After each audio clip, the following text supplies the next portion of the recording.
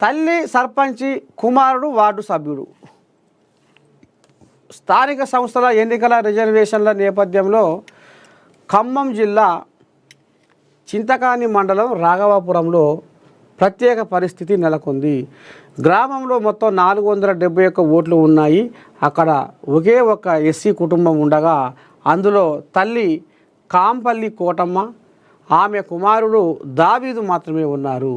ఈ పంచాయతీకి సర్పంచి పదవి ఎస్సీ మహిళకు రిజర్వ్ అయ్యింది. కాగా గ్రామంలో 2వ వార్డు ఎస్సీ, 4వ వార్డు ఎస్సీ జనరల్కు రిజర్వ్ చేశారు.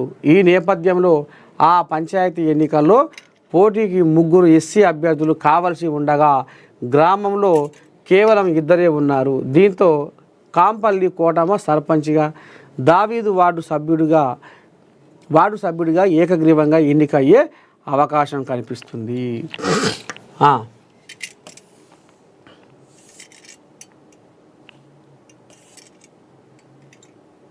ఇక చూడు, అర్ధాంతరంగా రైతన్న ఆగమైపోయాడు.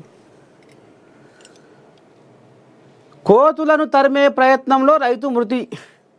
పిల్లగా కెమెరా మంచిగా జూమ్ పెట్టింది. ఇంటిపైకి వచ్చిన కోతులను తరిమే ప్రయత్నంలో కిందపడి రైతు మృతి చెందిన ఘటన రాజన్న సిరిసిల్ల జిల్లాలో ఆదివారం చోటు చేసుకుంది. బాధిత కుటుంబ సభ్యులు తెలిపిన వివరాల ప్రకారం కోనరావుపేట మండలం సుద్దాల గ్రామానికి చెందిన బొడ్డు రాజయ్య వ్యవసాయం చేస్తూ జీవనం సాగిస్తున్నారు. ఇంటిపైకి కోతులు రావటంతో వాటిని వెళ్ళగొట్టే ప్రయత్నం చేశారు. కోతులు పైకి దూసుకురాగా ఆందోళన చెంది వాటి నుంచి తప్పించుకునే ప్రయత్నంలో కింద పడ్డారు.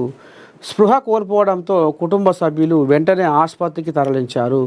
పరీక్షించిన వైద్యులు రాజయ్య అప్పటికే మృతి చెందినట్లు పేర్కొన్నారు.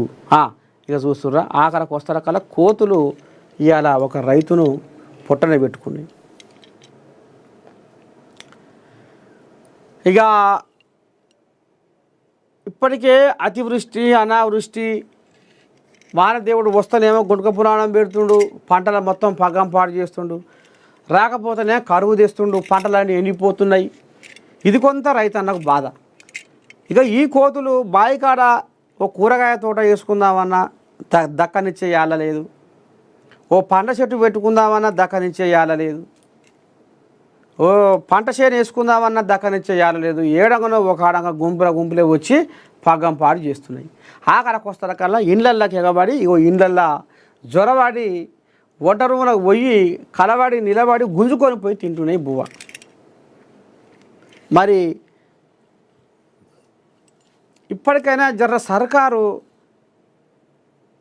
కోతుల మీద జర్రంతా మరి కన్ను పెట్టి వీటిని ఏ రకంగా మీరు పట్టకపోయి మరి అడవులలో వదిలిపెడతారా, వాటికి ఇంకేమన్నా ఒక ప్రత్యేకంగా ఏదైనా కట్టిస్తారా, ఎట్లా చేస్తారో ఏం కథో. కానీ కోతుల వల్ల రైతన్నలు చాలా నష్టపోతుర్రు. ఇక చూడు, ఇంటి మీదకి వస్తే పుసుక్కున ఎడగొడదానికి పోతే అవి ఎక్కాయి గుంపు కట్టుకొని మనిషి మీదకి వచ్చి అదట్లా పడి మనిషి అడ్డం పడితే అయిపోయి జీవాయ్. జర కోతుల బెడద ఎక్కువైపోయింది. ఇది సానా ఊర్లల్లా బాగా కోతులతోని ఇబ్బందులు పడుతున్నారు రైతులు. మరి దీని మీద సర్కారు కన్ను పెట్టి ఈ కోతుల భయం లేకుండా చేస్తే బాగుంటుందేమో అనేది గుర్తు చేస్తున్నాం.